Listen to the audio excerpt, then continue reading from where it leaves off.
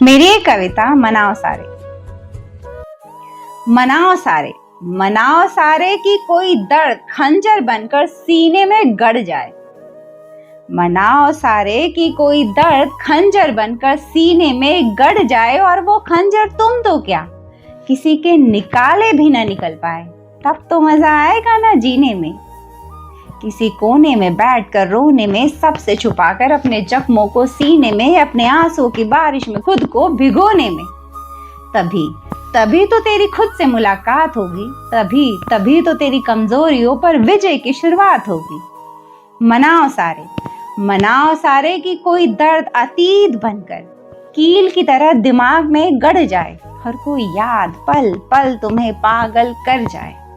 तब तो मजा आएगा ना जीने में, तब तो मजा आएगा ना जीने में, जब तुम अपनी हर सांसों के लिए जंग लड़ोगे, जब तुम खुद को बचाने में मग्न रहोगे।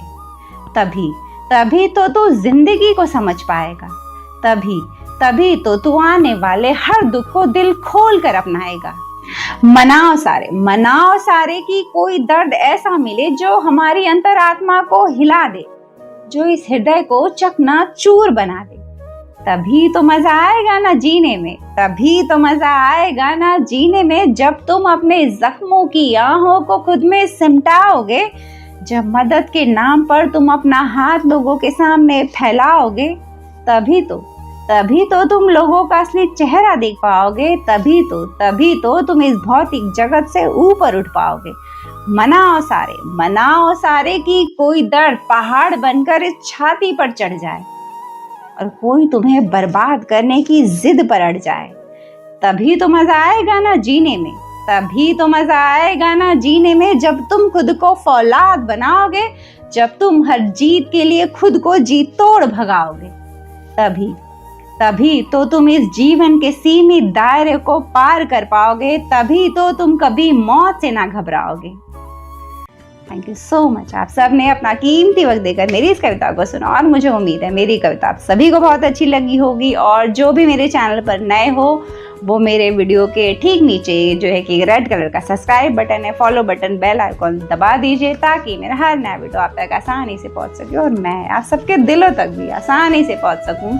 और जो पुराने हैं मेरे फॉलोअर हैं, वो मेरी वीडियो को लाइक करें, कमेंट करें और शेयर करें। तो मैं हमेशा देखिए आप सबसे कहती रहती हूँ कि तलाश में निकलिए, खोज में निकलिए। किसकी? अपनी आत्मा की, अपने सोल की। कहाँ है सोल, कैसी दिखती है ये सोल? हमें इस यात्रा पर निकलना चाहिए, क्योंकि देखिए शरीर की बहुत सेवा की आपने, इस मन की भी बहुत मनमानी की आपने, बट रिजल्ट नहीं मिला अच्छा। ये आप सभी कह सकते हो कि शरीर और मन को हमने जो है कि बहुत सेवा की इसकी, लेकिन फिर भी सुकून नहीं मिला, फिर भी शांति नहीं मिली, फिर भी संतोष नहीं मिला।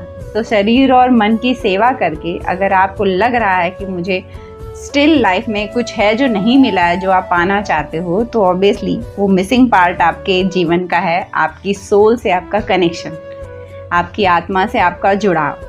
तो वो कैसे होगा? ऑब्वियसली आत्मा है तो उसका जो है सीधा संबंध परमात्मा से है। हम पूरी तरह से भूल चुके हैं कि हमारे अंदर की आत्मा जो है कि हमसे कुछ चाह रही है। अब वो चाह रही है कि आप शरीर और मन को जी रहे हो, तो इस आत्मा को भी साथ लेकर जियो, तब आप खुश हो पाओगे। हम सबको अपने शरीर को सजाना है, संवारना है, मन पर भी पकड़ है, ये खाना है, वो पीना है, यहाँ जाना है, वहाँ जाना है, पिक्चर देखनी है, मन पर भी हमारी पकड़ है, बट आत्मा पर हमारी जरा भी पकड़ नहीं है। तो ये जो हमारी लाइफ में उथल पुथल चल रही है ना, ये जो इतनी बेचैनी, अशांति चल रही है, इतनी बीमारियां चल रही हैं, ये सब क्यों चल रहे हैं? क्योंकि हमने अपना आत्म बल खत्म कर दिया, हमने अपने आत्मिक बल से खुद को दूर कर दिया।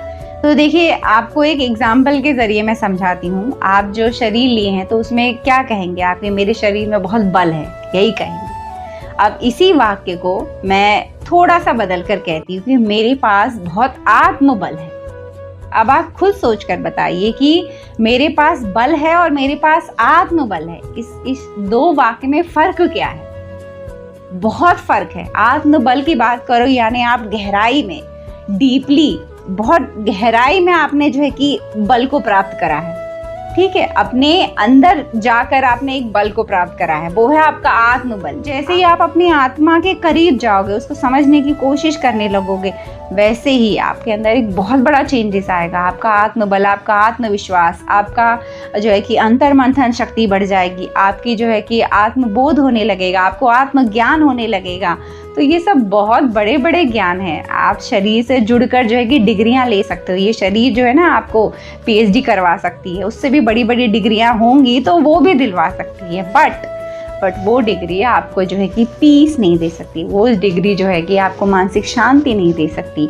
ठीक है, कई बार देखा होगा आपने, पढ़ा लिखा लड़का भी जो है कि पागल बन जाता है। क्यों बन जाता है? क्योंकि उसकी आत्मा की पकड़ नहीं है। उसने शरीर और मन को जो है कि उसने अपनी लगाम कस दी, लेकिन आत्मा पर वो पहुंच नहीं पाया। उसने आत्मा को अपने समझा नहीं, जिस वजह से जो है कि एक डिसबैलेंस आता है। शरीर, मन और आत्मा, इन तीनों को साथ में लेकर चलना बहुत ज़रूरी है। और आज मैं आपको सबसे बड़ी वजह बताऊंगी कि क्यों हमें अपनी आत्मा तक पहुँचने की हमें कोशिश करनी है। क्योंकि हमारे अध्यात्म में कहा गया है कि आत्मा के पास जो है 7 सूरत होती है उसके 7 मूलभूत गुण है हमारी आत्मा का। वो गुण क्या है? ध्यान से सुनिएगा। देखिए, हमारी आत्मा का पहला गुण है कि उसके पास जो है कि शांति है। हमारी आत्मा के पास प्रेम है, सुख है, आनंद है, शक्ति है, सत्यता है, ज्ञान है। ये 7 गुण हमारी आत्मा रखती है अपने पास। ठीक है, ये वो चाबी है, ये वो गुफा है, ये वो तलाश है जो हम सबको करनी है, हम सबको पाना है, हम सबको चाहिए। हम सबको क्या चाहिए? ज्ञान चाहिए, वो आत्मा के पास है।